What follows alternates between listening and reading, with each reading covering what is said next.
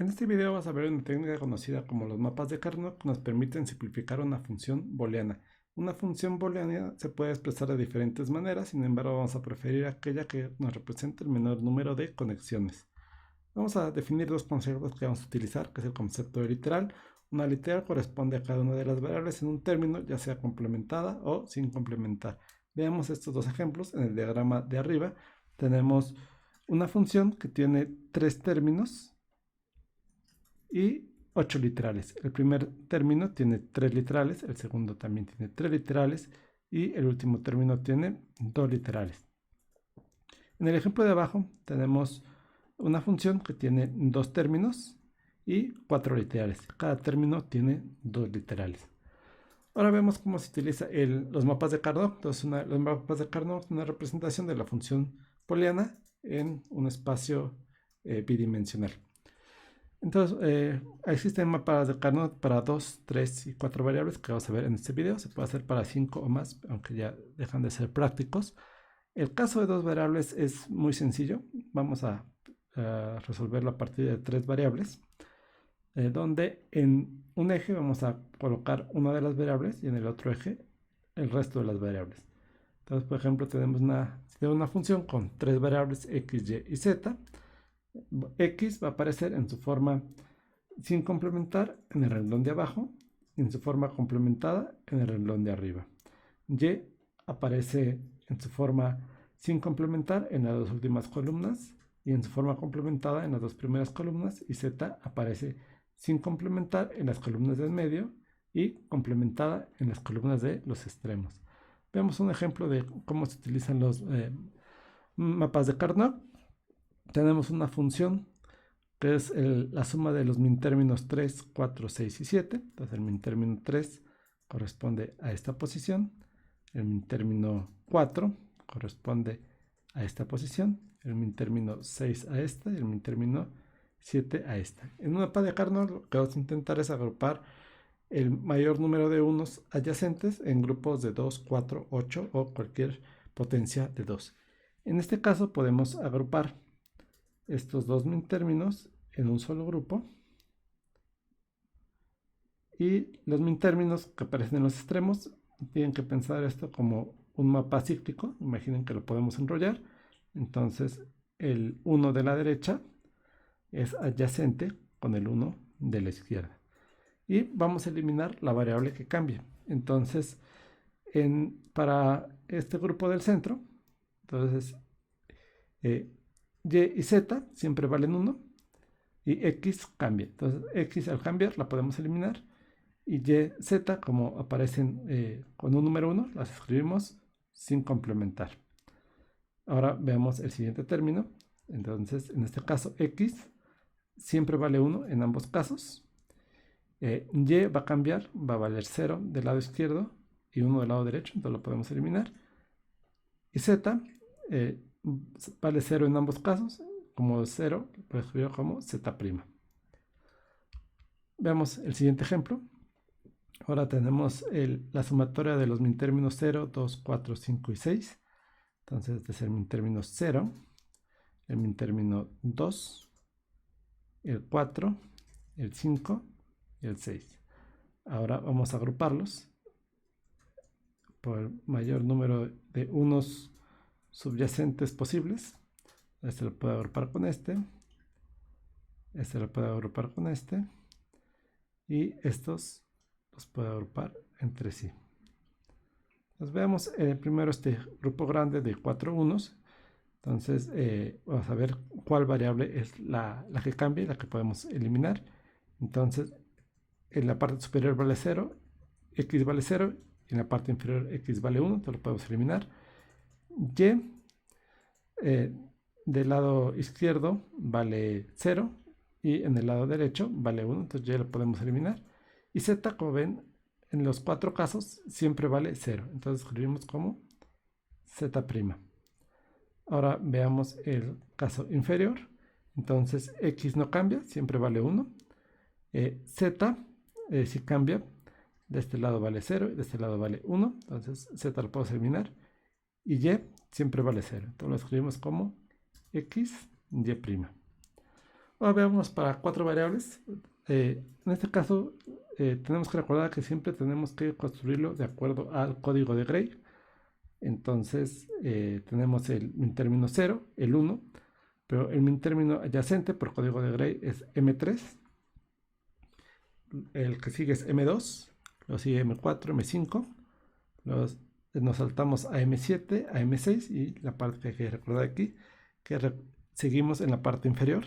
Tenemos M8, M9, M10, M11 y terminamos en el tercer renglón con M12, M13, 14 y 15.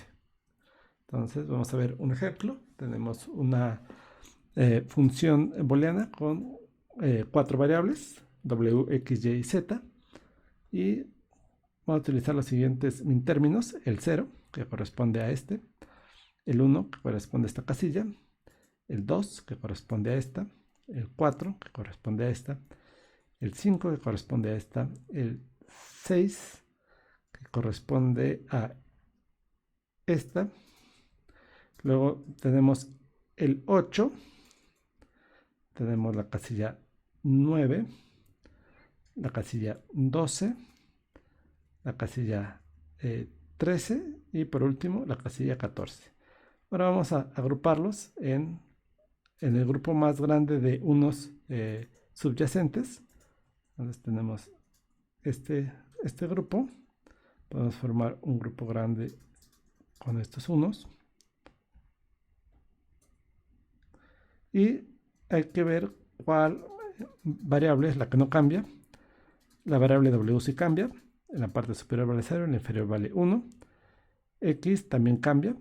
Se va interpolando de 0, 1, 1, 0. Entonces también la podemos eliminar. Y, como ven, vale 0 en todos los casos. Entonces va a ser y'. Y z cambia. En la columna izquierda vale 0, en la columna derecha vale 1. Entonces la podemos eliminar. Entonces corresponde a este término. Vamos a ver los demás con un color diferente. Veamos ahora el siguiente grupo. Como verán, podemos reutilizar los que ya utilizamos, los podemos volver a utilizar. Entonces yo puedo agrupar estos dos unos que había utilizado con estos unos que no he utilizado y ver qué variable es la que no cambia. Entonces w vale 0 en todos los casos, entonces conservo w. X cambia, la elimino. Y también cambia. Y z vale 0 en ambos casos, entonces corresponde a este término w', z'. Por último, vamos a cambiar de color una vez más.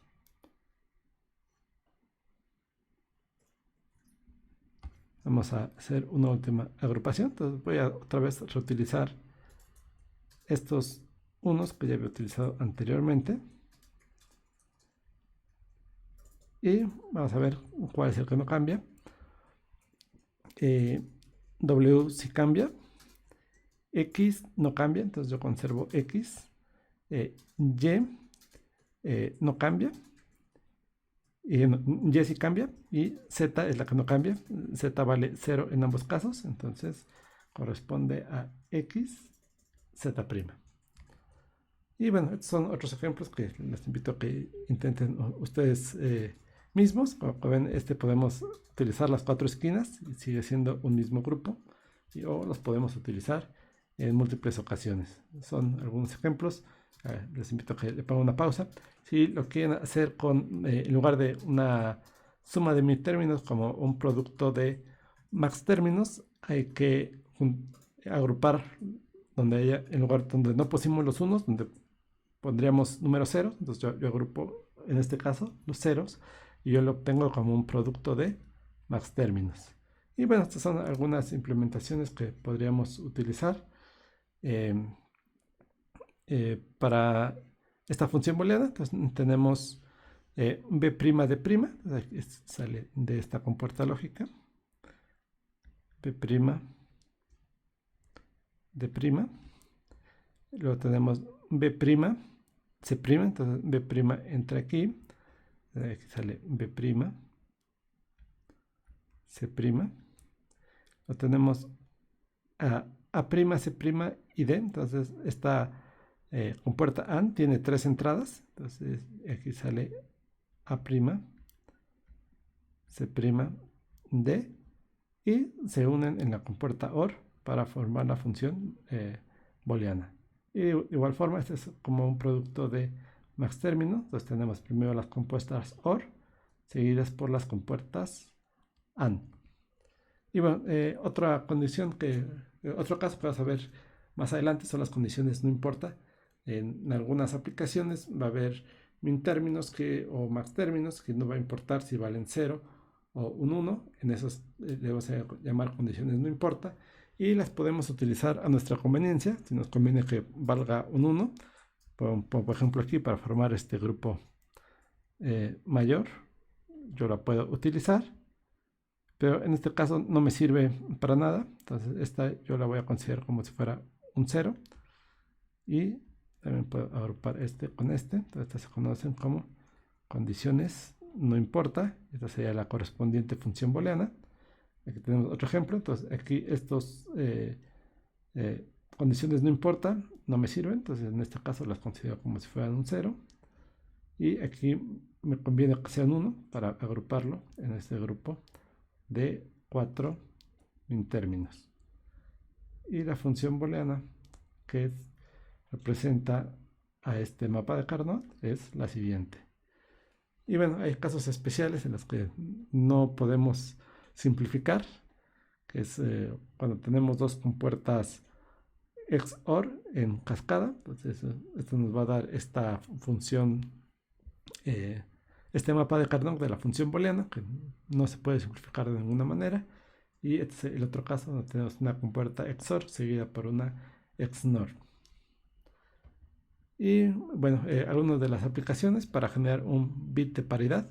Esto se utiliza mucho en comunicaciones para verificar de alguna manera que la información que estamos transmitiendo sea recibida correctamente. Entonces, si queremos mandar un mensaje de 3 bits, vamos a añadir un bit de paridad, de manera que siempre tengamos un número par de unos. Entonces, aquí tenemos 0 unos, entonces es un número par. Aquí tenemos 2 unos, aquí también tenemos 2. Aquí tenemos 2, 2, y en el último renglón tenemos 4. Es una posible aplicación. Este es para 4 bits. Tenemos, bueno, estamos enviando 3 bits. Tenemos un cuarto bit, y además tenemos un verificador que va a decir si se cumple la condición o no. Entonces yo puedo generar un mapa de Carnot para estos 4 variables de entrada, y en este caso la variable de salida sería C. Y bueno, estas son algunas posibles implementaciones que podemos, pues, no estamos limitados nada más a utilizar las compuertas OR o AND, podemos utilizar otro tipo de compuertas como la XOR. Y bueno, para convertir de códigos, otra posible aplicación. Entonces tenemos un código binario a la salida y un código en exceso a la entrada, y a la salida tenemos un código en exceso de 3. Y estos serían sus correspondientes mapas de Carnot, donde vamos a tener varios casos que tenemos condiciones no importa. Y bueno, esto es simplemente una posible implementación de un conversor de un código binario a un código exceso de 3. Bueno, con esto terminamos esta sección. Espero que les parezca interesante y quede más claro a través de los ejercicios que resolveremos esta semana.